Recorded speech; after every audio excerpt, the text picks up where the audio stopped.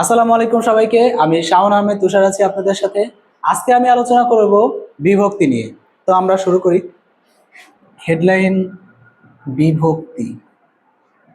খেয়াল করেন শিক্ষার্থীরা, বিভক্তির এই ক্লাসটা শুরু করার আগে আমি তোমাদের একটা কথা বলতে চাই। সেটা হচ্ছে, এই বিভক্তির ক্লাসটা প্রথম থেকে শেষ পর্যন্ত করার পরে এই বিভক্তি রিলেটেড যতগুলা টপিক আছে সবগুলা তোমরা এক তুড়িতে, মানে পানির মতো সহজ হয়ে যাবে তোমাদের কাছে। তোমরা সুন্দর মতো সলভ করে ফেলতে পারবে। সো আমরা সুন্দর মতো মনোযোগ দিয়ে আজকে বিভক্তির ক্লাসটা করব, ঠিক আছে? খেয়াল করেন, আজকের বিভক্তির ক্লাসটা কাদের জন্য খুব গুরুত্বপূর্ণ? যারা, এক কথায় যাদের কারক কারক এবং সমাস, যাদের সিলেবাস অন্তর্ভুক্ত, মানে বাংলা দ্বিতীয় সিলেবাস অন্তর্ভুক্ত যাদের কারক এবং সমাস আছে, আপনাদের সবার জন্য আজকের ক্লাসটা খুব বেশি গুরুত্বপূর্ণ। প্রথমত দেখেন, বিভক্তি হচ্ছে প্রধানত দুই প্রকার, একটা হচ্ছে ক্রিয়া বিভক্তি, একটা হচ্ছে নাম বিভক্তি। ঠিক আছে, আজকে আমরা ক্রিয়া বিভক্তি নিয়ে আলোচনাই করব না, ওটা আমরা অন্য একদিন আলোচনা করব। আজকে আমরা আলোচনা করব হচ্ছে নাম বিভক্তি নিয়ে। নাম বিভক্তি আবার 7 প্রকার। নাম বিভক্তি এটা আবার 7 প্রকার, ঠিক আছে? তো এই 7 প্রকার নিয়ে আজকে আমাদের আলোচনা।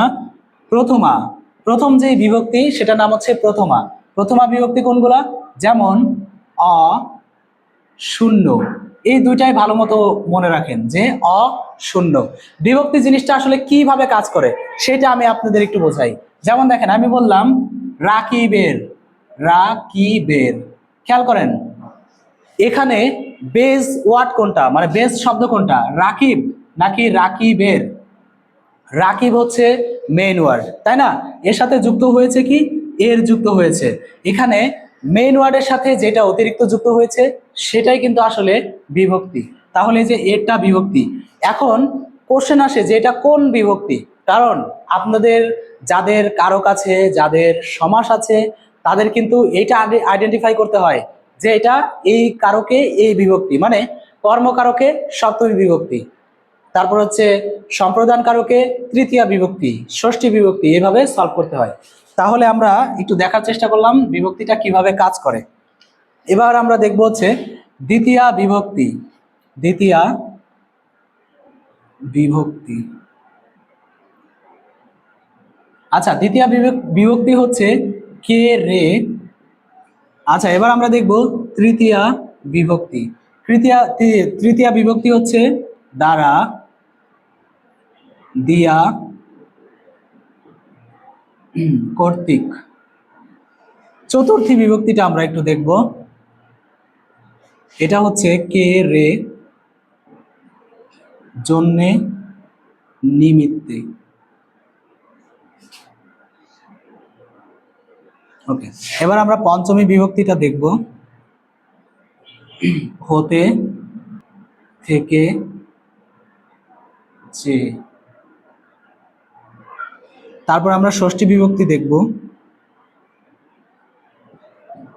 র, এর। একটু আগে যে বিভক্তিটা আমরা আইডেন্টিফাই করতে চেয়েছিলাম ওইটা আসলে ষষ্ঠী বিভক্তি ছিল। এবার আমরা সপ্তমী বিভক্তিটা দেখব।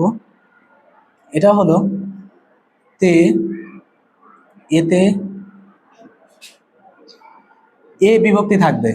তাহলে খেয়াল করেন শিক্ষার্থীরা, আমরা আসলে 7টি বিভক্তি সুন্দর মতো দেখে নিয়েছি। প্রথমা বিভক্তি কি? শূন্য, অ, ঠিক আছে, অ, শূন্য। তারপরে আমরা দ্বিতীয় বিভক্তি দেখব কে রে। তৃতীয় বিভক্তি হচ্ছে দ্বারা, দিয়া, কর্তৃক। চতুর্থী বিভক্তি হচ্ছে কে রে, জন্যে, নিমিত্তে। পঞ্চমী হতে, থেকে, চে। ষষ্ঠী হচ্ছে র, এর। সপ্তমী হচ্ছে তে, এতে, এ। এবার খেয়াল করেন, আপনারা একটা জায়গায় ভেড়া চাকা খাবেন, সেটা হচ্ছে এইখানেও আসলে কে রে আছে, এইখানেও কে রে আছে। এখন আপনি বুঝবেন কিভাবে যে কোনটা দ্বিতীয় বিভক্তি এবং কোনটা চতুর্থী বিভক্তি? খুব সিম্পল, আমরা এখানে একটু আসবো।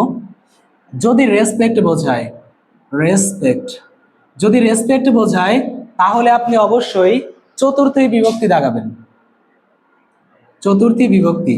আর যদি রেসপেক্ট না বোঝায় তাহলে আপনি দ্বিতীয় বিভক্তি দাগাবেন। জিনিসটা কেমন? যেমন দেখেন, আমি বললাম শিক্ষককে শ্রদ্ধা করো। দেখেন, শিক্ষক কথাটার সাথে কিন্তু শ্রদ্ধা জড়িত, তাই না? তার মানে এখানে আপনি চতুর্থী বিভক্তি দাগাবেন, ঠিক আছে? আবার আপনাকে বলা হলো যে আপনার একটা ছোট ভাইয়ের নাম ধরেন সোহান। আপনি বললেন সোহানকে নিয়ে স্কুলে যাও, এখানেও কিন্তু সোহানকে, তাই না? এখানে যদি আন্ডারলাইন করা থাকে তাহলে, যেমন আমি একটু লিখে দেখাই,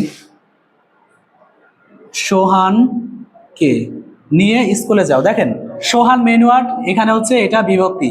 তাহলে সোহান তো কেউ কোনো রেসপেক্টেবল পারসন না, তাই না? সোহান কিন্তু সাধারণ একজন পারসন, ঠিক আছে? যদি আমি বলতাম সোহান স্যারকে নিয়ে স্কুলে যাও, তাহলে এটা রেসপেক্টেবল পর্যায়ে যেত। তাহলে দেখো এখানে যে কেটা আছে সেই কেটা আসলে দ্বিতীয় বিভক্তি, ঠিক আছে? তাহলে আশা করি এই যে কনফিউশন, এই কনফিউশনটা আমাদের ক্লিয়ার হয়ে গেছে, ঠিক আছে? আমরা আজকে বিভক্তি নিয়ে আলোচনা করলাম, নেক্সটে আমরা কারক নিয়ে আলোচনা করব, নেক্সটে আমরা সমাস নিয়ে আলোচনা করব। সমাস এবং কারক বিভক্তি ছাড়া সলভ করাই যাবে না, ঠিক আছে? আমরা যদি বিভক্তি না পড়ি, কারক সমাস আমরা একদমই সলভ করতে পারবো না। তো আজকের ক্লাসটা সুন্দর মতো বুঝে বুঝে, এবং আপনারা একটা জিনিস করবেন, এটা হচ্ছে একদম প্রথমা থেকে সপ্তমী পর্যন্ত সুন্দর মতো টিটিএম করবেন, মানে একদম টানা টানা মুখস্থ করে ফেলবেন, ঠিক আছে?